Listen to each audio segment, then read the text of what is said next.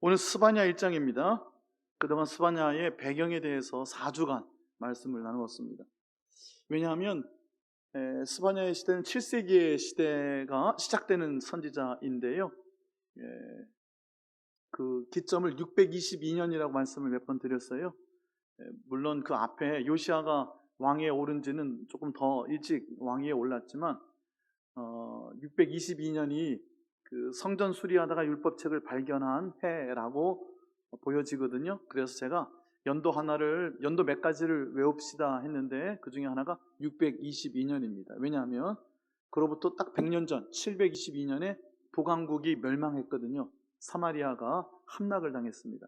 살마네셀 5세가 쳐들어왔고 3년간 버텼는데 그냥 다 무너지고, 그때 함락시킨 왕은 사르곤 2세였어요.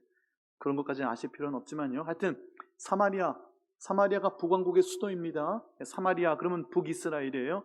북이스라엘이 멸망한 때가 722년, 그리고 100년이 지나면 622년인데 그 622년에 요시아의 성전에서 율법책을 찾는 그 예배의 개혁은 그 전에 조금 일찍 시작이 됐어요. 기점을 100년을 놓고 보려니까요. 그 사이 한 100년 동안에는 특별한 선지자가 활동을 안 했습니다만은, 남왕국에서는 사마리아가 멸망할 때 이사야가 있었죠. 그리고 미가가 활동을 했고요. 722년에 사마리아가 멸망한 다음에 한 20년쯤 지나면 701년 때에 사르곤 2세가 북왕국을 멸망시키고, 그 다음에 황제가 그 사네립 왕입니다. 그 사네립 왕이 한 20년 정도 뒤에 다시 이 남왕국, 남아있는 남유대를 치러 왔었고요. 그때 남유대의 왕이 이름이 히스기야는 남과 북의 10왕, 19, 20명 그 많은 왕들 중에 가장 하나님 보시기에 예뻤던, 귀했던 왕이었고요. 그 히스기야의 종교개혁이 100년 전에 있었고 요시아의 종교개혁이 100년 뒤에 있었다. 그렇게 기억하시면 되고, 요시아는 그러니까 이 히스기야에게 있어서는 현손이 맞나요? 제가 맨날 이렇게 헷갈려요. 요시아가 현손인가요? 아니죠. 증손입니다. 증손. 네. 이 스바냐가 현손이고요. 제가 지난주에 말씀을 드리다가 엉긴 부분이 이 부분이었는데, 히스기야 왕의 아들이 문하세의 아들이 한 2년 잠깐 있다가 암살당한 아몬. 그러니까 아몬이 손자가 되고 요시아는 증손이 되겠죠. 그리고 스바냐는 그 요시아보다는 학렬이 하나 미칩니다. 여기에 스바냐 1장 1절에 보면 스바냐는 히스기야의 현손이요 그랬는데, 현손이란 말이 고손을 이렇게 달리 표현하는 겁니다. 현손 또는 고손이란 말은 손자의 손자를 말합니다. 손자의 손자. 그러니까 우리 여기에 나와 있는 족보를 보면 히스기야, 그 다음에 아마랴, 그다랴, 구시 이렇게 나오죠. 그러니까 히스기야 다음에 아마랴가 므낫세와 같은 학렬일 테고요. 그러니까 이제 왕위를 이었던 사람들 말고 왕족이지만 스바냐가 오는 그쪽 가계입니다. 히스기야의 아들 므낫세와 같은 학렬이 여기에 아마랴인 거고, 그다랴가 이제 아몬과 같은 학렬이겠죠. 그 다음에가 구시. 그러니까 이 구시가 요시아와 학렬이 같겠고, 스바냐는 그 구시의 아들, 손자의 손자 이렇게 됩니다. 스바냐만 유일하게 많은 예언자 중에 4대에 걸친 이 계보가 등장을 하고요. 이사야처럼 예루살렘 왕궁을 드나들면서 왕족이었으니까 왕의 가까이에서 하나님의 말씀을 대언했던 선지자였고요. 그의 이름은 어떤 뜻이라고요? 하나님께서 감추셨다. 한번 따라서 하시겠습니다. 여호와께서 감추셨다, 숨기셨다. 이게 스바냐의 이름입니다. 스바냐의 스바가 자판이라는 말이 hide, 감췄다, treasure, 숨겨서 씌우셨다 그런 뜻인데, 그 히스기야의 아들 므낫세 때 얼마나 많이 무죄한 피를 흘렸어요. 그때에 아마 그 히스기야 왕에게 사네립이 쳐들어왔을 때, 협박 편지를 보낼 때, 랍사게가 온갖 말로 하나님을 비방할 때 흔들리지 아니하고 베옷을 입고 옷을 찢고 하나님께 나아가고 기도하고, 하나님의 사람 이사야 선지자에게 히스기야가 말씀을 듣죠. 성전에 나가서도 말씀을 듣고요. 그때 활동했던 선대 아버지 때에 이미 활동하고 있었던 하나님의 예언자 히스기야를 그 므낫세가 참 못된 왕이었어요. 그래서 므낫세가 아마 히스기야도 므낫세가 죽인 걸로 그렇게 생각이 되어지는데, 그래서 이 스바냐와 같은 선지자들을 그러니까 왕실 예언자들이 있었어요. 궁정에서 활동하는 예언자들이 있었어요. 그 예언자들은 왕이 듣기에 좋은 말만 골라서 하는 겁니다. 듣고 싶은 얘기만 해주고 별 탈 없을 거라고 얘기해주는 그런 월급 받고 왕궁에서 일하는 예언자들은 살아남았고, 하나님의 말씀을 정말 뽕나무 재배하다가 어느 날 갑자기 올라가라, 남쪽에서 북쪽 올라가고 막 이런 사람들은 모진 학대를 받고 고초를 겪고 뭐 죽임을 당하고 막 그랬단 말이죠. 특히 므낫세 때부터 그런 풍토가 있었기 때문에 이 스바냐 때에는 하나님께서 스바냐를 이렇게 감추셨다, 이렇게 숨기셨다. 참 좋은 이름입니다. 저는 스바냐라는 이름을 좋아하기로 했습니다. 왜냐하면 하나님이 감추셔야, 그래야 수지 맞습니다. 하나님 숨겨주시고 하나님 감춰주시고, 내가 어떻게 다 그 공격을 다 맞서겠어요? 악한 자의 모든 불화살이 막 하나님께서 소멸시켜 주시고 감춰주시고. 스바냐. 자, 오늘 1장만 볼 텐데요.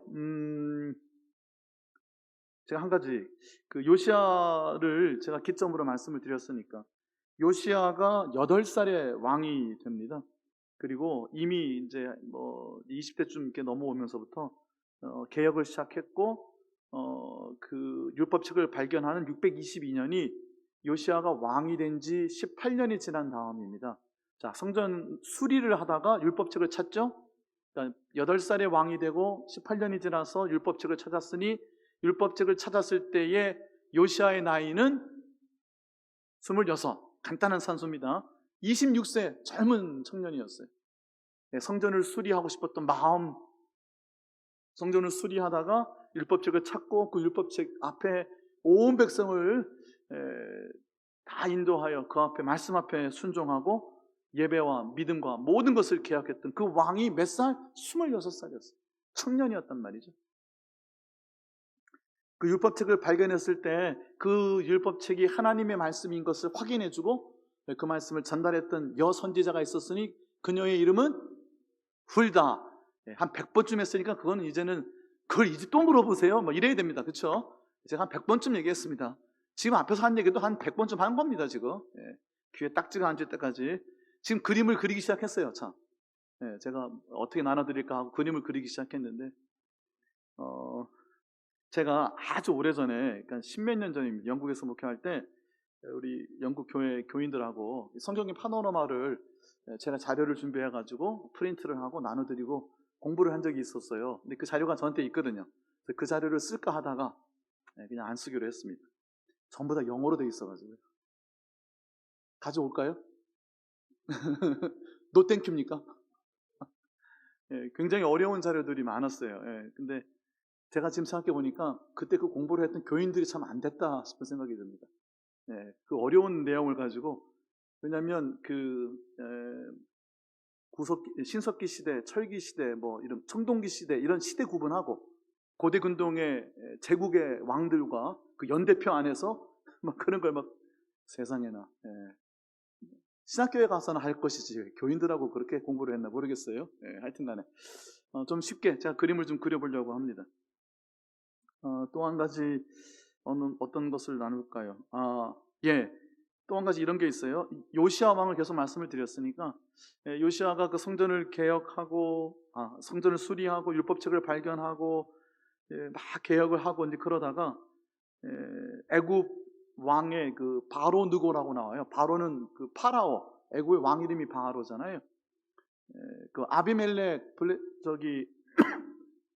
가나안 족속의 왕 이름이 아비멜렉입니다. 왕 아버지, Father King이란 말이에요. 아브멜레크라는 말이 Father King이란 말이에요. 아버지이자 족장이자 왕이다, 그런 뜻이에요. 왕의 칭호인데요. 애굽의 왕의 칭호는 바로잖아요. 느고라는 파라오가 있을 때 요시야가 애굽하고 붙었어요. 그리고 전사합니다. 그리고 나서 그 요시야의 개혁이 끝나고요. 그리고 20년을 못 버티고 예루살렘은 무너집니다. 남유대도 무너져 가다가 히스기야의 개혁 이후 100년이 지나고 말씀을 찾고 또 개혁이 일어나지만 그 요시야 왕이 하나님 부르시고 난 다음에 20년 만에 그 아들들이 이제 뒤를 이어가거든요. 여호와하스, 여호와킴, 여호와킨, 시디기야 이렇게 되는데 말들을 안 들어요. 예언자들이 전해요. 예레미야가 간곡하게 이야기합니다. 근데 그 말 안 듣습니다. 안 듣고 하고 싶은 대로 하다가 마지막 시드기야는 어떻게 하죠? 두 눈 다 뽑히고 아들들 다 죽고 갈고리에 묶여가지고 바벨론으로 끌려가고 막 그러잖아요. 그때 이미 그 여호와킴일 때 왕족들이 다 잡혀가고 막 이래요. 그럴 때 다니엘이 잡혀가고 막 잡혀가는 겁니다. 이미 포로로 1차, 2차 다 잡혀가고 막 그러다가 587년에 다 무너져 버리는 거예요. 그러니까 요시야 왕을 기점으로 확 무너져 내리는 남유대가 있어요. 그때 활동했던 예언자들을 우리가 살펴보는데 그중에 이미 우리가 오바댜를 살펴봤어요. 오바댜. 에돔에 대한 예언자였잖아요. 에돔이 뭐가 문제였죠? 형제 집안이었죠. 그래서 가나안 땅으로 올라가는 길에 에서의 후예니까 에돔 그쪽 건드리지 마라 하나님께서. 모압과 암몬도 친척이니까 건드리지 마라. 다 건드리지 말라고 했는데 예루살렘이 무너지고 남유다가 침략을 받고 할 때 에돔이 어떻게 했죠? 잘못된 짓을 했단 말이에요. 그때 그 오바댜를 향한 그 에돔을 향한 하나님 말씀이 오바댜 선지자를 통해서 전해지거든요. 스바냐, 그러니까 요시아의 개혁 앞에 스바냐가 있고요. 요시아의 개혁 그 뒤에가 하박국이고 그 전체 함께 있었던 이가 바벨론 포로 잡혀갈 때까지 같이 쭉 길게 있었던 이가 예레미야입니다. 그때 활동했던 사람이 스바냐, 하박국, 맨 마지막에 오바댜가 그 예루살렘 무너질 때 에돔을 향한 심판의 메시지, 그리고 그 사이에 함께 있었던 예레미야 정도가, 그리고 훌다가 또 그 안에 있겠죠.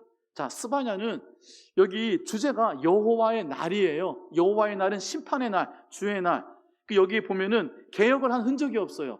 요시야 왕에 의해서 개혁이 일어나고 예배가 회복이 되고 이랬으면 이런 예언을 예언자가 할 이유가 없잖아요. 그러니까 요시야가 아직은 나이가 어리고 그 아버지 아몬이 2년 만에 암살을 당하고 뭐 얼마나 정세가 어지러웠겠어요. 그때 여전히 혼란 가운데 므낫세가 막판에는 회심하기도 했지만 아몬이 또 그 아들이 그 지경이 됐다는 것은 이미 히스기야 왕 이후로 므낫세가 55년간 나라를 다스리면서 완전히 무너져 있었어요. 이 1장에 보면 왜 하나님께서 여호와의 날 심판의 날을 선포하시는지가 이 안에 다 들어있는데요. 그러니까 이 내용은 요시아의 개혁, 성전에서 율법책을 찾는 것 이전에 있었다는 거죠. 그러니까 7세기 예언자의 시작점을 스바냐라고 볼 수 있는 거고요. 자, 기억 한 개 하나만 더 할게요. 나훔은 그럼 어디에 있느냐? 722년 기점입니다. 622년 100년이 갭이 있죠. 위는 망했고 쭉 100년이 지나가는데 그 아수르, 사마리아를 보강국을 멸망시킨 아수르가 612년에 바벨론에 의해서 다 무너져 버려요.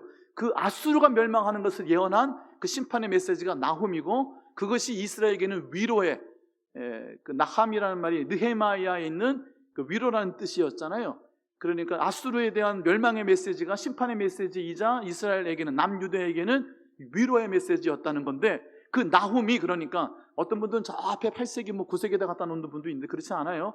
거기 나훔 3장에 가보면 그때 애굽의 상애굽, 애굽은 나일강 위쪽에 애굽이 있고 밑에 애굽이 있어요. 위쪽을 노아몬이라고 표현해요. 지금은 테베라고 하는 곳인데 그 노아몬 애굽과의 전쟁을 하는 장면이 나훔 3장에 기록이 되어 있어요. 그게 600 몇 년에 있어요. 그러니까 그거하고 무관하게 저 앞쪽이나 뒤쪽일 수가 없는 거예요. 그래서 대략 나훔의 연대는 그 중간 어디쯤이에요.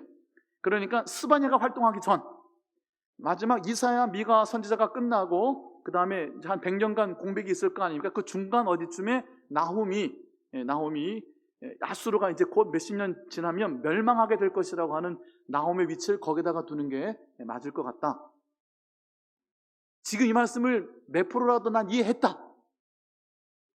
이해하셨죠?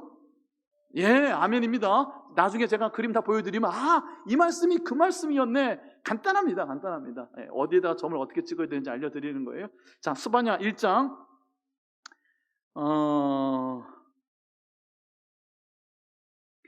먼저 듣고 설명을 하면 더 좋을 것 같긴 한데, 그러면 들을 때 무슨 얘기인지 잘 모를 수도 있고요. 그런데 또 배경 지식 없이 그냥 듣는 게 더 좋을 수도 있고, 그래서 늘 제가 그때그때 분위기에 따라서 하는데요. 오늘은 먼저 듣고 그리고 설명을 드리도록 하겠습니다. 먼저 스바냐 1장, 여호와의 날. 얼마나 엉망이었으면 요시야 왕의 개혁 전에 이스라엘이 이토록 처참했다. 그것을 스바냐 1장이 왜 진노의 날 하나님 여호와의 주의 심판의 날이 예언되고 있는지가 나와 있어요. 1장을 함께 듣도록 하겠습니다.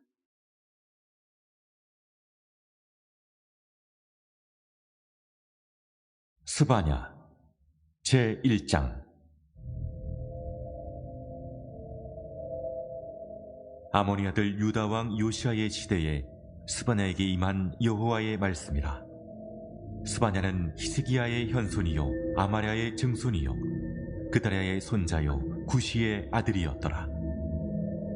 여호와께서 이르시되 내가 땅 위에서 모든 것을 진멸하리라. 내가 사람과 짐승을 진멸하고 공중의 새와 바다의 고기와 거치게 하는 것과 악인들을 아울러 진멸할 것이라. 내가 사람을 땅 위에서 멸절하리라. 나 여호와의 말이니라.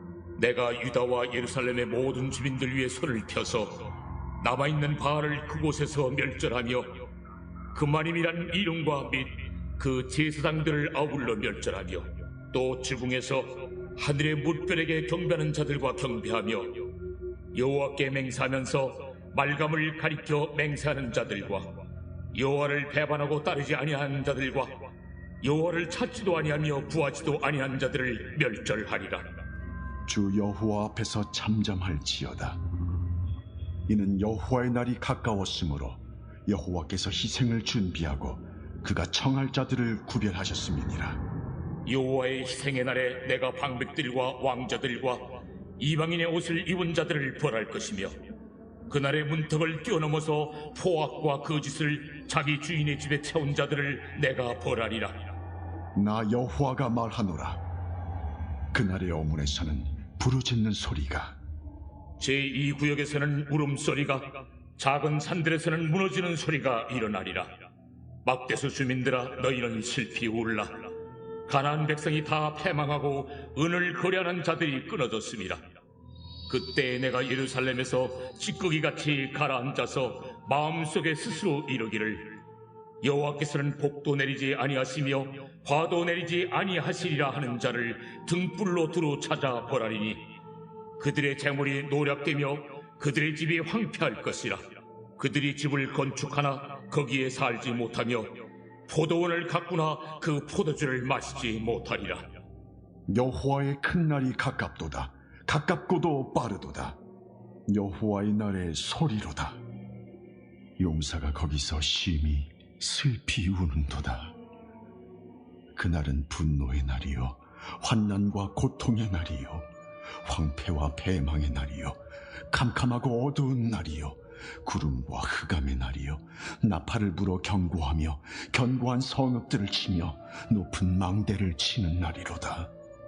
내가 사람들에게 고난을 내려 맹인같이 행하게 하리니 이는 그들이 나 여호와께 범죄하였음이라. 또 그들의 피는 쏟아져서 티끌같이 되며 그들의 살은 분토같이 될지라.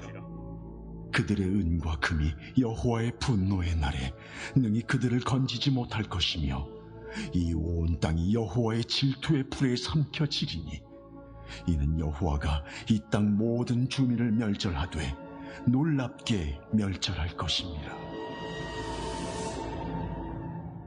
네, 아멘. 네, 짧은 일정 한 장만 봤고요. 뭐가 문제죠? 이와 같은 엄청난 여호와의 큰 날, 이 진노의 하나님의 분노의 날, 18절에 하나님의 분노의 날, 질투하시는 하나님의 그 불에 삼켜질 것이고 멸절될 것. 이스라엘이 남유대가 완전히 이제 망하는 겁니다, 지금. 북왕국 망한 지 한 100년쯤 이제 지나가고 있는 거예요, 지금. 그리고 요시아가 개혁을 하지만 그냥 뭐 요시아 때를 끝으로 끝나는 겁니다, 지금. 왜 이런 길로 치닫고 있었을까요? 우리 전사님이 센스 있게 에어컨을 켜셨어요. 조금 더우셨죠? 조금 있으면 시원해집니다. 어디가 제일 그 원인에 대해서 이야기하고 있을까요? 5절 한번 볼까요? 5절. 5절에 보면 지붕 위에 올라가서 1월 성신을 섬겼어요. 이 당시에 1월 성신은 다른 나라, 특히 아수르가 섬기는 신입니다. 오늘 오전에도 계속 말씀드리지만 강 저쪽의 신들이 좋으면 그쪽 가서 섬겨라. 애굽이 좋았으면 애굽 가서 섬겨라. 광야 40년 지나면서요, 애굽에서 차라리 고기 먹다 죽을 걸, 그 소리 얼마나 많이 했습니까?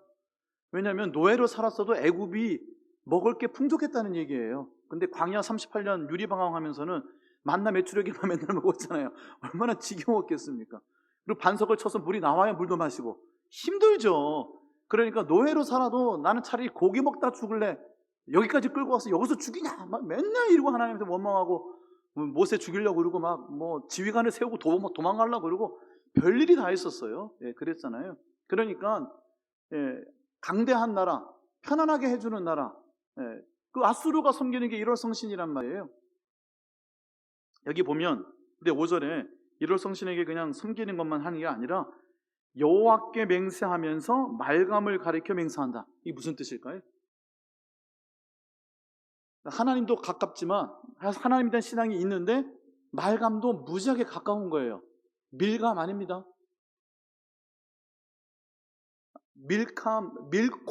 밀곰이라고도 발음하기. 모음은 달라지는데 자음은 똑같아요.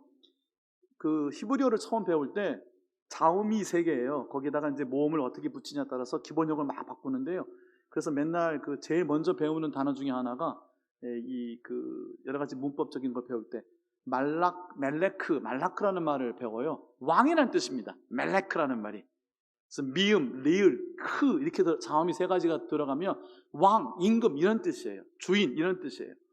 그러니까 여기에 말캄 또는 어느 성경에 밀콤 또는 몰렉 이렇게 나오기도 해요. 근데 몰렉도 가만히 보면 미음, 리을, 몰렉가 있어요 뒤에. 그러니까 전부 다 미음, 리을, 키어 멜레크라는 이 왕이라는 자음 3개를 가지고 모음만 바꾸면서 여러 가지 말로 붙이는 거예요. 몰렉이라는 신은 그 지하세계의 신이었어요. 지하세계에 불을 다스리는 주인이었어요. 그러니까 그 몰렉에게 바치는 뭘 바쳤죠? 내 몸의 열매, 자녀를 바쳤단 말이에요. 그러니까 불을 지하에서 다스리고 관장하는 신에게 그 신의 이름이 몰렉이었어요. 근데 기본적인 뜻은 왕이란 말이에요. 말레크란 말이에요. 근데 거기에 이제 모음만 이제 바뀌어지는데 그래서 흰놈의 골짜기를 개 흰놈 그러죠. 개가 골짜기고 개 흰놈.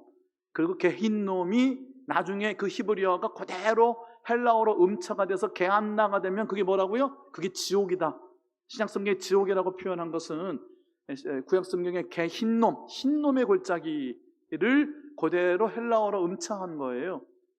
예루살렘 저 밑에 남서쪽 밑에 절벽 밑으로 거기다가 똥 갖다 버리고 쓰레기 갖다 버리고 온갖 것 그리고 떠들다가 죽으니 외국인들 매장지가 다 거기 있었고 거기는 그냥 맨날 태우는 연기가 나고 지옥이 있다면 이런 곳이었을 거야 하는 곳이 흰놈의 골짜기예요. 거기에 도벳이라고 하는 이름의 산당을 세웁니다. 도벳이라는 말이 불태운다는 뜻이에요. 도벳 산당에 있는 불태우는 산당이라는 뜻이에요. 이 몰렉이라는 신에게다가 자녀를 인신공양을 하면서 그 진노를, 그 불의 진노를 누그러뜨리려고 하는 거죠. 자, 굉장히 유명한 신이에요. 그 몰렉이. 그러니까 그 몰렉이나 여기 나오는 말캄이나 밀콤이나 하여튼 그분들이랍니다. 그놈들이 다 같은 놈들이에요. 근데 유명했어요. 어느 정도로 유명했냐? 내가 하나님 이름에 맹세하는데 내가 그런 적 없어 하는 것처럼, 죄송합니다, 내가 밀감이라 그럴게, 밀감에다 맹세를 하는데 그만큼 친숙한 거예요. 이 당시 사람들에게는 하나님 이름에 맹세하듯이 맹세거리였어요. 그들의 삶의 증인자였어요. 아주 친숙한 신이었어요. 여기 보면요, 하늘의 무별 1월 성신에게 경배하면서, 그리고 하나님께도 예배하면서, 하나님께도 맹세하고, 말감에게도 예배하고 말감에게도 맹세하고 이러고 살았단 말이에요. 1월 성신도 섬기고 거기다도 맹세하고, 여호와도 섬기고 거기다가도 맹세하고, 몰렉에게도 섬기고 거기다 맹세하고, 완전히 잡탕이 돼버린 거예요. 지금 그 상태를 말하는 거고요. 그러다 보니까 그 중에는 6절 하나님을 아예 배반하고 따르지도 않고 찾지도 않고 구하지도 않았다. 그래서 멸절하시겠다 말씀을 주시는 건데요. 자, 그 말씀을 조금 더 이어가 볼게요. 12절, 12절이 저는 현실에 대한 생생한 묘사가 앞에 5절, 6절에 있었다면 12절이 이 백성의 죄를 가장 극명하게 보여주는 장면이 12절이에요. 12절만 다시 한번 읽어봅시다. 시작. 그때에 내가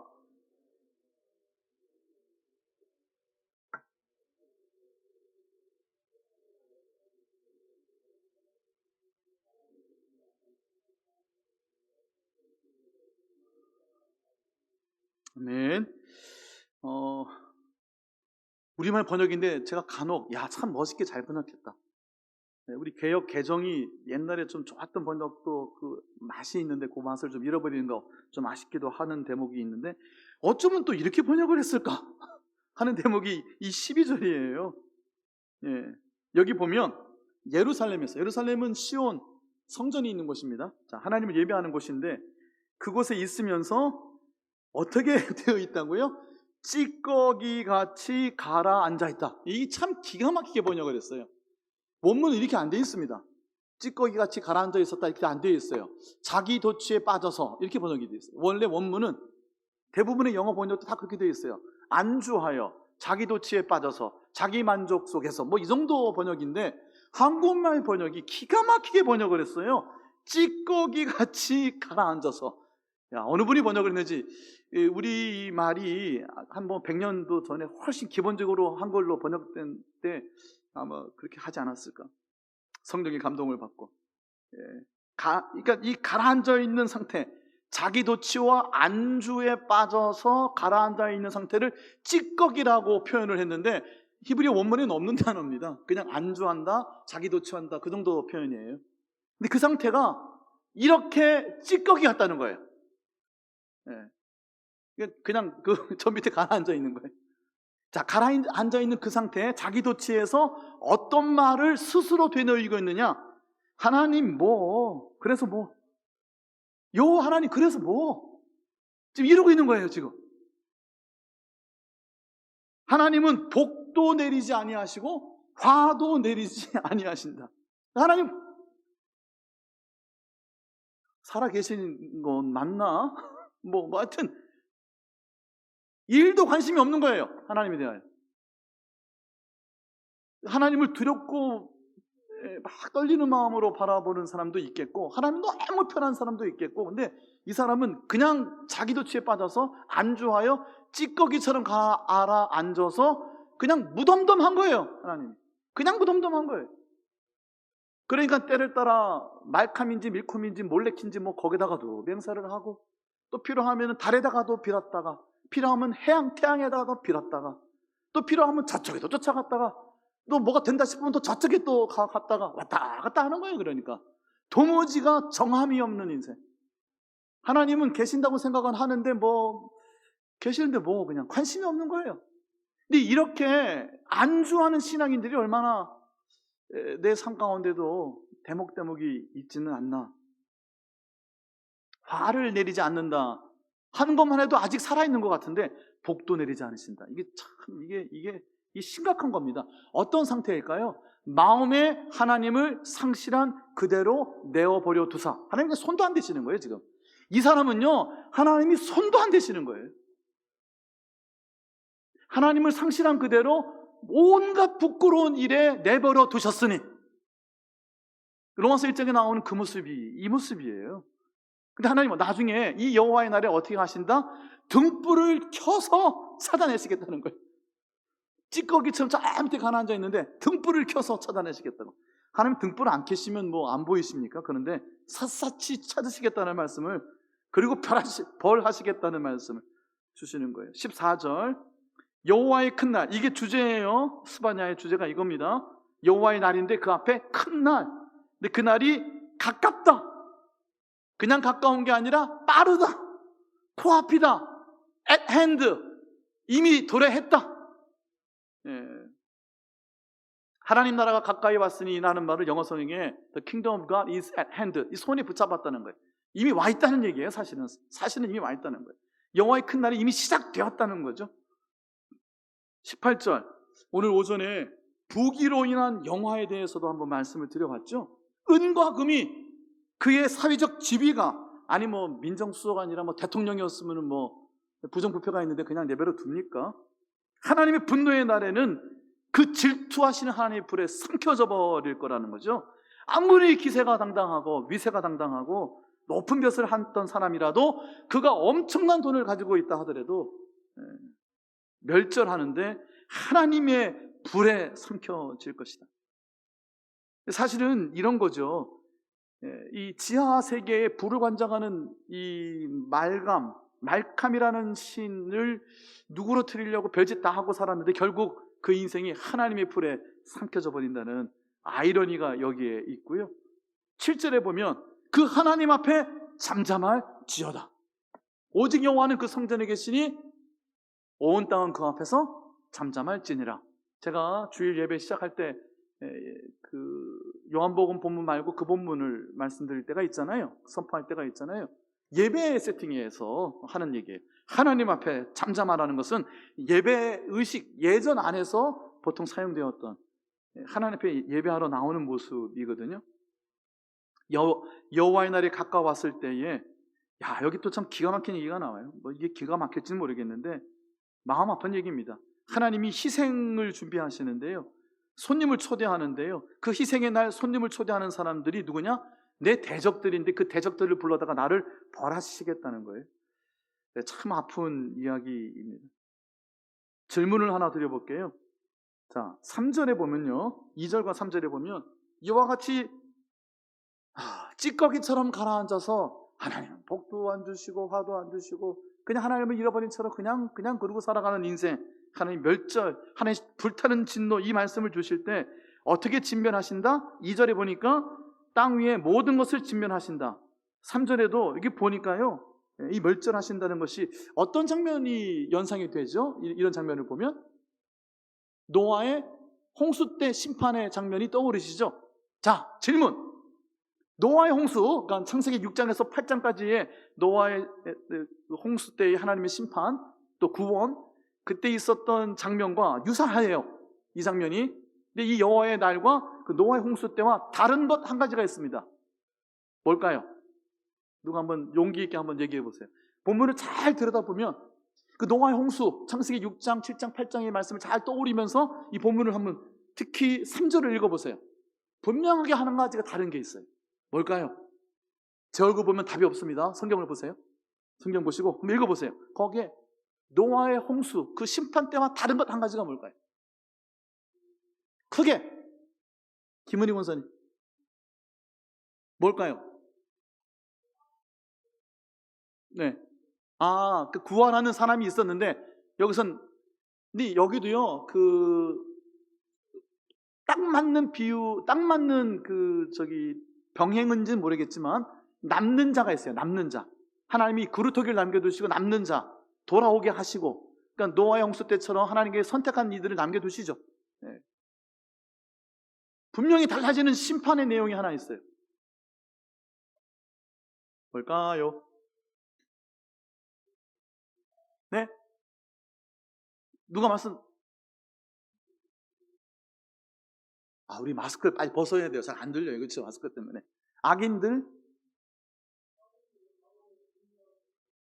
악인들을 아울러 진멸하신다.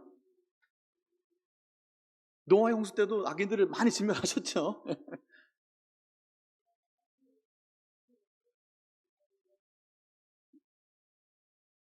사람을 멸절한다. 노아 때도 사람들 다 멸절했죠. 노아의 가족만 내버려 두셨죠. 네.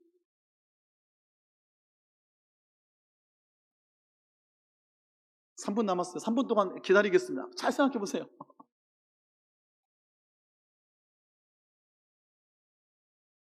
(3절) 안에 있어요. 모든 것을 멸절하시겠다고 하셨지만 노아의 홍수 때는 심판하지 않으신 것이 있어요. 근데 이때는 그것이 포함되었어요. 그렇죠. 바다의 고기.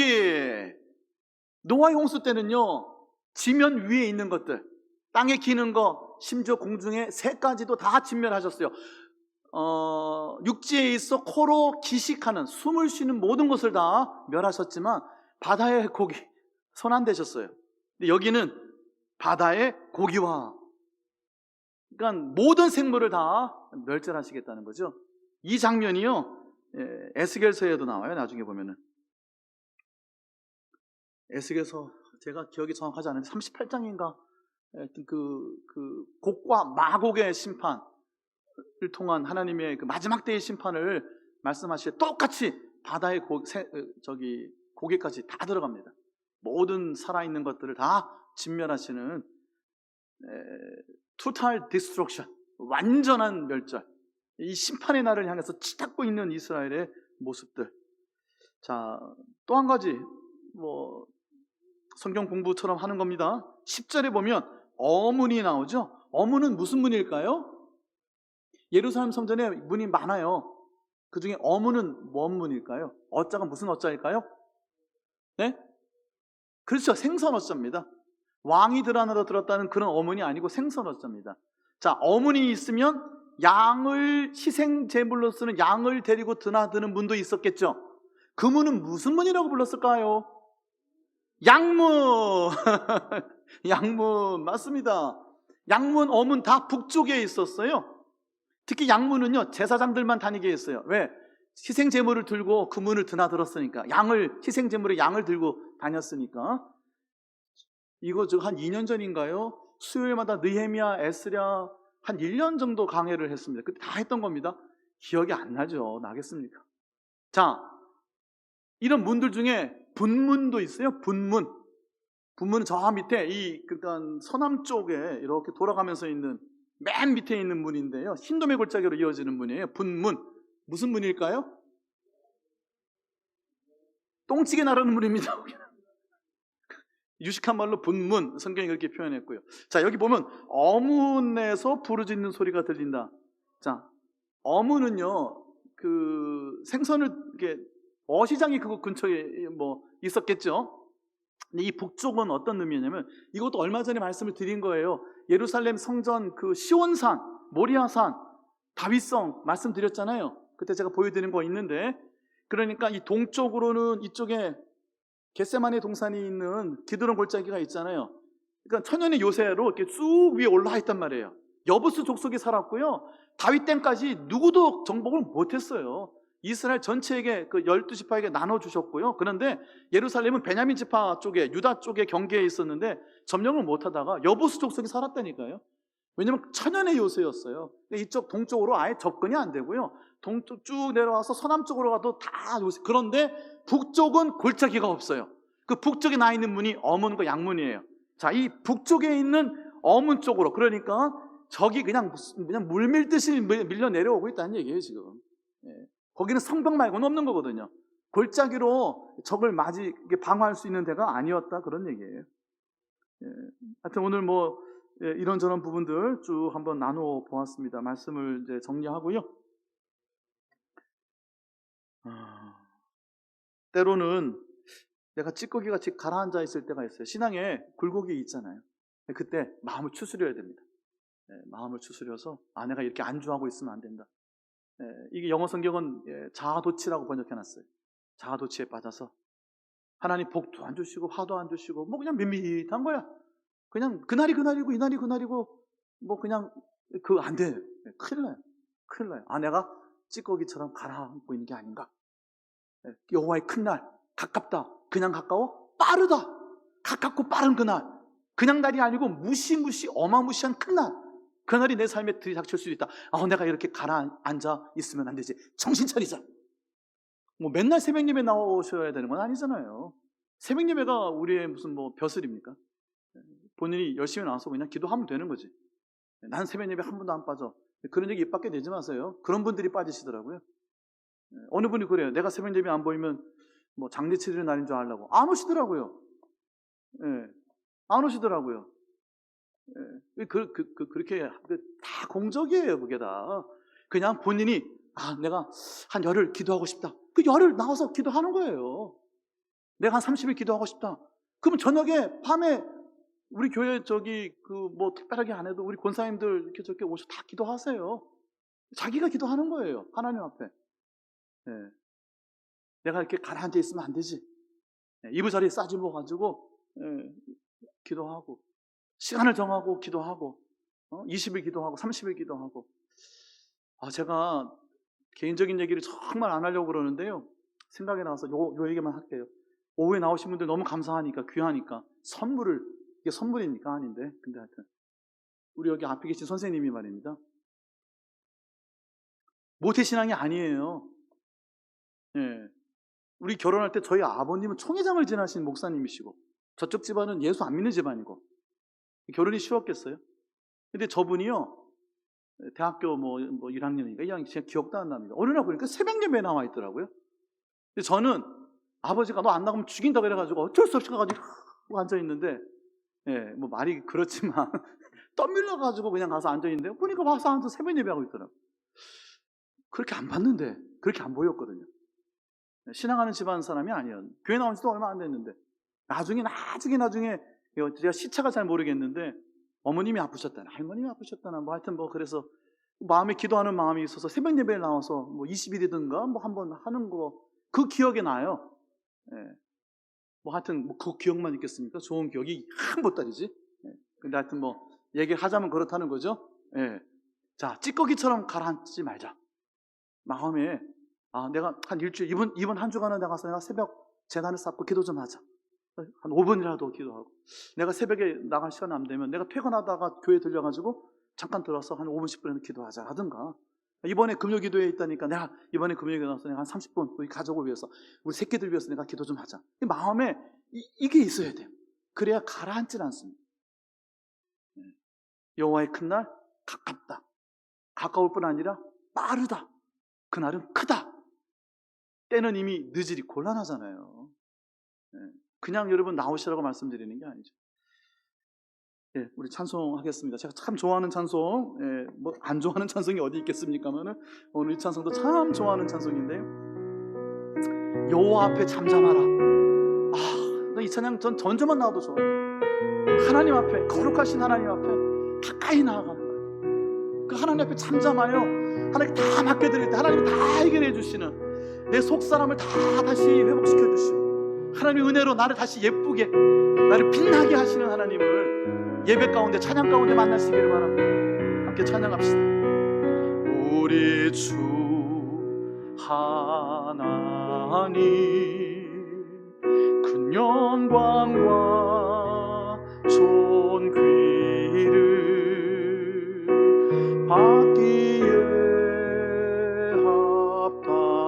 합당하신 지금 여기 계신 하나님 온 천지 만물을 주시고 다스리는 큰 권능과 능력으로 주의 말씀 이루시리.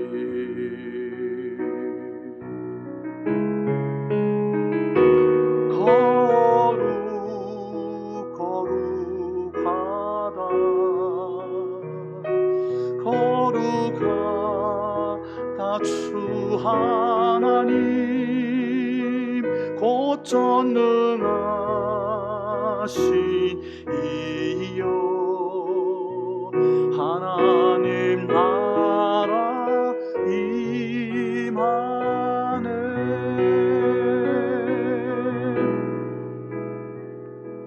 온 천지 주임제 하실 때 모든 만물 경배하리. 어둠 권세 물러가네. 오셔서 다스리소서.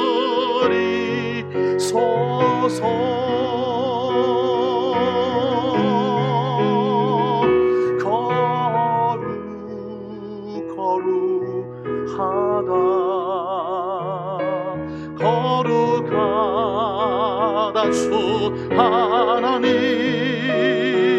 곧 전능하신 이여 하나님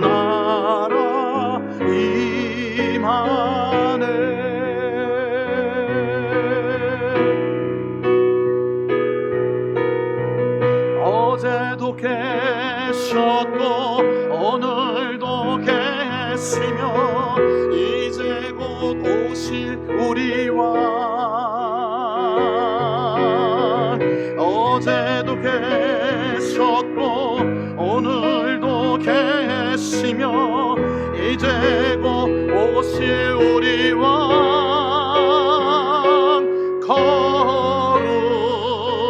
거룩하다 거룩하다 주 하나님, 곧 전능하시니여.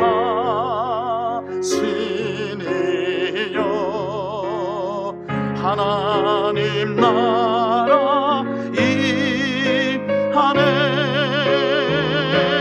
거룩하다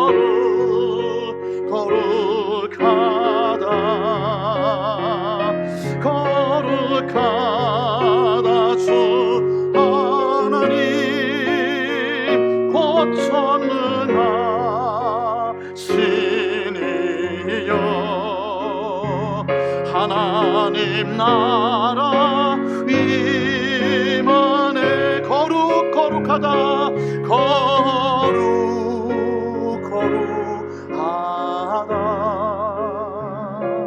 거룩하다 주 하나님, 곧 전능하시니여.